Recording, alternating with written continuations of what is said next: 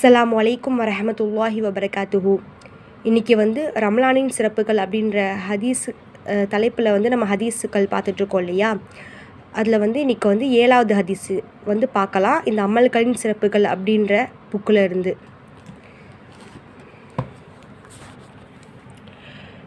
சாபத்திற்குரிய 3 பேர்கள். ரசூலுல்லாஹி ஸல்லல்லாஹு அலைஹி வஸல்லம் அவர்கள் அருளியதாக கஃப் இப்னு உஜ்ரா ரலியல்லாஹு அன்ஹு அவர்கள் அறிவிக்கிறார்கள். ஒரு தடவை ரசூலுல்லாஹி ஸல்லல்லாஹு அலைஹி வஸல்லம் அவர்கள் எங்களை நோக்கி அனைவரும் மிம்பருக்கு அருகில் வாருங்கள் என்று கூறினார்கள். நாங்கள் அங்கு கூடினோம். ரசூலுல்லாஹி ஸல்லல்லாஹு அலைஹி வஸல்லம் அவர்கள் மிம்பரின் முதற்படியில் கால் வைத்து ஏறியவுடன் ஆமீன் என்று கூறினார்கள். பிறகு 2வது படியில் ஏறிய போதும் ஆமீன் என்று கூறினார்கள். பின்னர் 3வது படியில் ஏறிய போதும் ஆமீன் என்று கூறினார்கள். நபி ஸல்லல்லாஹு அலைஹி வஸல்லம் அவர்கள் தங்களுடைய உபதேசத்தை முடித்து கீழே இறங்கிய போது, யா ரசூலுல்லாஹ் ஸல்லல்லாஹு அலைஹி வஸல்லம், இன்று நாங்கள் தங்களிடமிருந்து என்றும் செவியுறாத ஒரு விஷயத்தை செவியுற்றோமே என்று கேட்டோம். அதற்கு நபி ஸல்லல்லாஹு அலைஹி வஸல்லம் அவர்கள், நான் முதற்படியில் கால் வைத்து ஏறிய போது ஹஜ்ரத் ஜிப்ரீல் அலைஹி வஸல்லம் அவர்கள் என் முன் தோற்றமளித்து, எந்த மனிதர் ரம்லான் மாதத்தை அடைந்தும் தன் பாவங்களுக்கு மன்னிப்பு பெறவில்லையோ அவன் நாசமடைவானாக என்று கூறினார்கள். நான் ஆமீன் என்று கூறினேன்.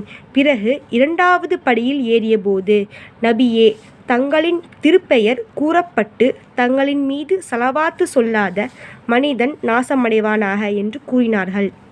நான் ஆமீன் என்றேன்.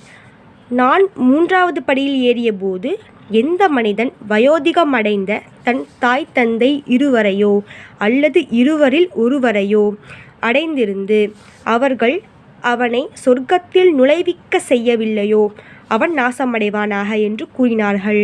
நான் ஆமீன் என்றேன் என்று கூறினேன் என பதிலளித்தார்கள். இந்த ஹதீஸ் வந்து உங்களுக்கு புரிஞ்சிருக்கும்னு நினைக்கிறேன். இந்த ஹதீஸோட ஹெட்டிங் வந்து என்னென்னா, சாபத்திற்குரிய 3 பேர்கள். இந்த ஹதீஸ் வந்து என்னென்னா, ரசூலுல்லாஹி ஸல்லல்லாஹு அலைஹி வஸல்லம் அவங்க வந்து நவின்றுள்ளார்கள் என்று வந்து ஹஜ்ரத் கஃப் இப்னு உஜ்ரா ரலியல்லாஹு அன்ஹு அவங்க வந்து அறிவிக்கிறார்கள்.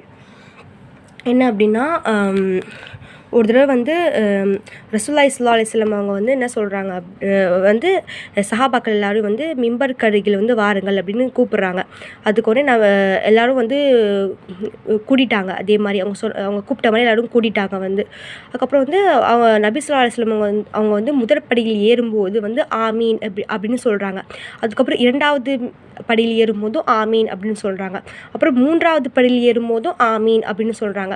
அதுக்கப்புறம் நபி ஸல்லல்லாஹு அலைஹி வஸல்லம் அவங்க வந்து அவங்களுடைய உபதேசத்தை எல்லாம் முடிச்சுட்டு வந்து வந்த உடனே சஹாபாக்கள்லாம் வந்து கேட்குறாங்க, என்னென்னா, யா ரசூலுல்லாஹ் ஸல்லல்லாஹு அலைஹி வஸல்லம், நாங்கள் வந்து இன்றைக்கி வந்து கேட்காத ஒரு விஷயத்த வந்து கேட்டோமே, அதான் அந்த ஹதீஸில் வந்து செவியுறாத விஷயத்தை செவியுற்றோமேன்னு இருக்குது.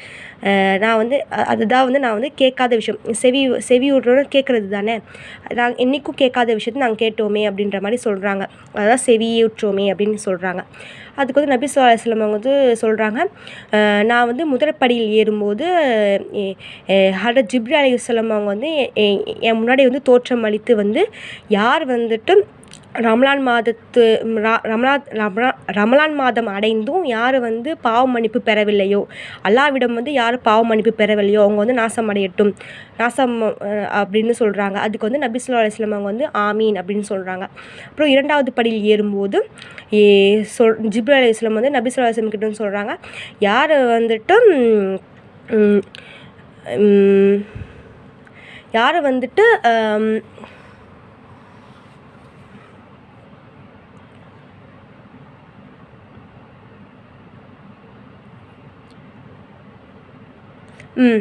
வந்துட்டு நான் வந்து மறந்துட்டேன், சாரி, யார் வந்து இப்போ ஞாபகம் வந்துருச்சு. யார் வந்துட்டு உங்களுடைய சலவாத்து யார் வந்து உங்களுடைய பேர் வந்து சொல்லியும் வந்து அதுக்கு வந்து சலவாத்து சொல்லாமல் இருக்காங்களோ அவங்க வந்துட்டு அவங்களுக்கு வந்து நாசம் உண்டாகட்டும் அப்படின்னு சொல்கிறாங்க. அதுக்கு வந்து நபி ஸல்லல்லாஹு அலைஹி வஸல்லம் அவங்க வந்து ஆமீன் அப்படின்னு சொல்கிறாங்க.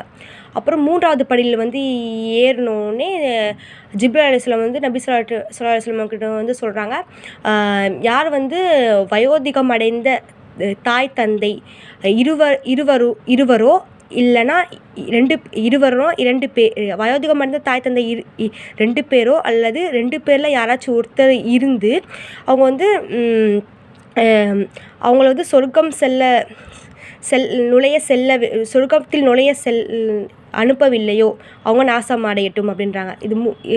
அதுக்கு வந்து நபி வந்து ஆமீன் அப்படின்னு சொல்கிறாங்க. அப்படி வந்து சஹாபாக்கள் கேட்டதுக்கு வந்து அவங்க வந்து இந்த விஷயத்த வந்து சொல்கிறாங்க.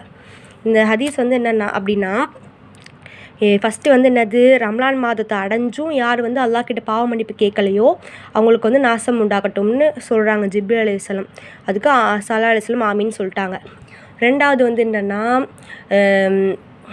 நம்ம ஃபஸ்ட்டு இதுவே சொல்லிடலாம். நம்ம வந்து ரமலான் மாதத்தில் வந்து அதிகமாக பாவ மன்னிப்பு கேட்கக்கூடியவங்களா இருக்கணும். இந்த மாதம் வந்து அல்லாஹ் வந்து நம்ம துஆவெல்லாம் கபுல் செய்யக்கூடிய மாதமாகவும் இருக்குது. அதே மாதிரி நம்மளோட பாவத்தை எல்லாம் மன்னிக்கக்கூடிய மாதமாகவும் இருக்குது. அதனால் நம்ம அதிகமாக பாவ மன்னிப்பு கேட்கக்கூடியவங்களா இருக்கணும் இன்ஷா அல்லாஹ். நமக்கு மட்டும் கேட்காம நம்மளை சுற்றி எல்லாரோடைய பாவ மன்னிப்புக்காகவும் நம்ம துஆ செய்யக்கூடியவங்களா இருக்கணும் இன்ஷா அல்லாஹ். 2வது வந்து என்னென்னா, யார் வந்து உங்களுடைய பேர் சொல்லியும் யார் சலவாத்து சொல்லையோ அவங்க மேலே நாசம் உண்டாகட்டும். இப்போ வந்து நம்ம ஹதீஸே படிக்கிறோம் இல்லையா, ஹதீஸ் படிக்கும்போது நபி ஸல்லல்லாஹு அலைஹி வஸல்லமுடைய பேர் நிறைய வரும்.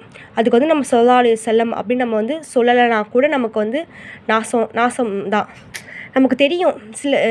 நான் எல்லாரையும் சில பேர் வந்து நபியோட பேர் சொல்லுவாங்க. ஆனால் வந்து அதுக்கு வந்து ஸலவாத் சொல்ல மாட்டாங்க. நான் வந்து நிறைய இடத்துல வந்து நான் பார்த்துருக்கேன். அவங்க வந்து எனக்கு தெரியல, அவங்க மனசில் சொல்லிப்பாங்களா என்ன எனக்கு தெரியல. ஆனால் அவங்க வாய் நிரம்ப சொல்ல மாட்டாங்க. ஆனால் ஹதீஸ்லாம் கேட்டுட்டு தான் இருப்பாங்க. நம்ம வந்து மனசில் சொல்லக்கூடியவங்களா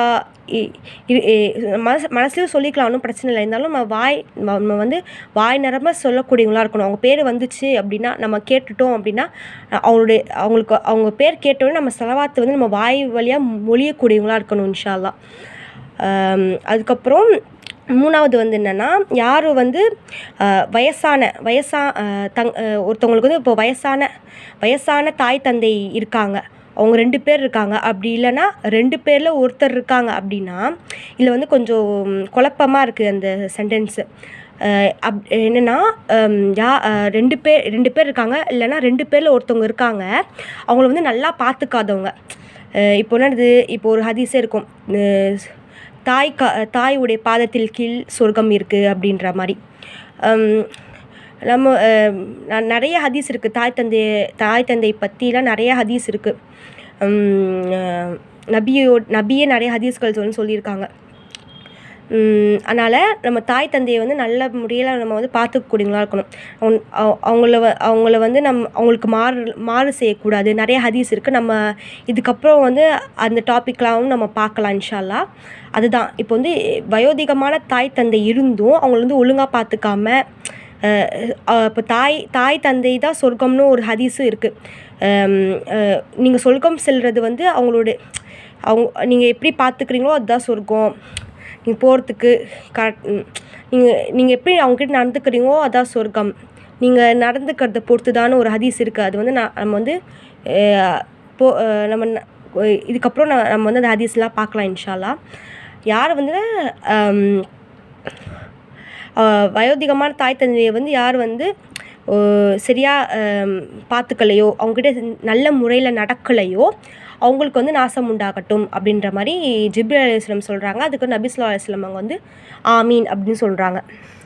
இந்த ஹதீஸ் வந்து எவ்வளோ ஒரு எச்சரிக்கையான ஹதீஸாக இருக்குதுன்னு பாருங்களேன். நம்ம வந்து ரமலான் இதோட இது வந்து என்னென்னா, சம்மரி வந்து என்னென்னா, ரமலான் மாதம் நம்ம அடைஞ்சிட்டோம். ஆனால் நம்ம பாவ மன்னிப்பு கேட்கக்கூடியவங்களா இருக்கணும் இன்ஷா அல்லாஹ். கேட்காம இருக்கக்கூடாது. நம்ம அதிகமாக பாவ மன்னிப்பு கேட்கக்கூடியவங்களா இருக்கணும் இன்ஷா அல்லாஹ்.